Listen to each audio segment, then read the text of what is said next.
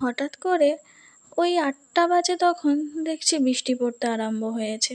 তখনই মনে হলো একটু আলুর পকোড়ার সঙ্গে একটু চা হলে বেশ ভালোই হতো। যেহেতু ৮টা বেজে গেছে তখন তো আর মুড়ি খাওয়া যাবে না, সেই জন্য একটু বেশি করে পকোড়াই বানিয়ে নিই। তো চায়ের সঙ্গে খাবো, তারপরে না হয় রাতের বেলা একটু দেরি করে খাবার খাওয়া হবে। তো সেই ভেবে রান্নাঘরে চলে গিয়েছিলাম।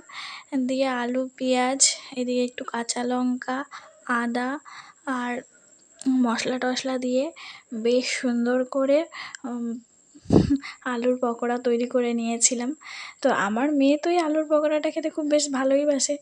এমনি সময় ওকে সমস্ত তরকারিতে ঝাল লাগে। কিন্তু এই পকোড়া, চাউমিন, মোমো, মোগলাই, বিরিয়ানি এইসব খাওয়ার সময় ওকে ঝাল লাগে না।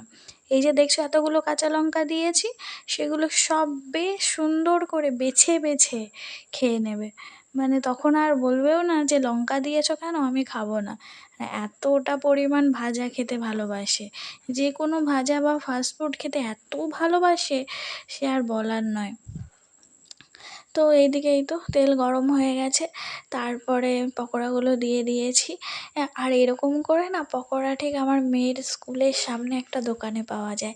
আমি প্রায় দিনই সকালে কিনে নিয়ে আসি, মুড়ির সঙ্গে খেতে বেশ ভালোই লাগে।